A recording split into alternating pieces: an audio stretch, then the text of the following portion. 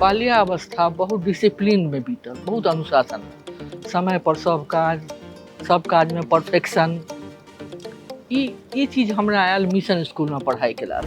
हमरा मोन अछि कि हम जहन छठा क्लास में रही तो चोरा के विमल मित्र के लिखल खरीदी कौड़ियों के मोल, ये 2 वॉल्यूम एते मोट मोट छे, हम चोरा के पढ़ने रही। छठा के बच्चा के कोनो गार्जियन उपन्यास नहीं पढ़ देती।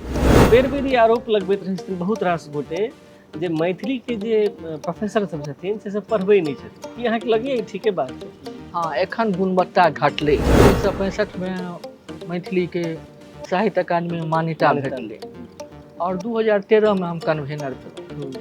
तो एते लगभग 50 साल में मात्र 52टा किताब छपल रहे मैथिली के अकादमी में।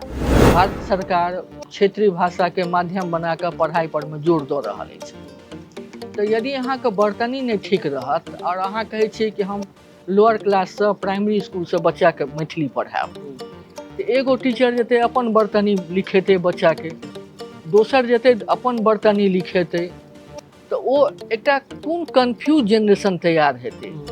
एकटा कवि सम्मेलन रहे इम्फाल में, हम एगोटा के पठेलियन, वो कवि नहीं रहथिन। हम कहलिए कि अहाँ जाओ और 4 लाइन गद्य के उठाब, तोड़ तोड़ के अहाँ पढ़ि देबै, कविता भऽ जेतै। कविता के ई हाल छै, 4 लाइन में पन्ना पूरे छै।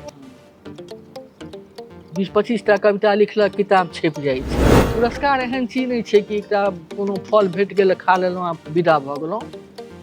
ओहि के अनुरूप अहाँ के व्यक्तित्व हेबाक चाही। लेखन के गुणवत्ता तखने बढ़तै जखन कि व्यक्ति अध्ययन करते तखने वो चिंतनशील हेतै और चिंतन करते तखने ओकर लेखन बढ़िया हेतै।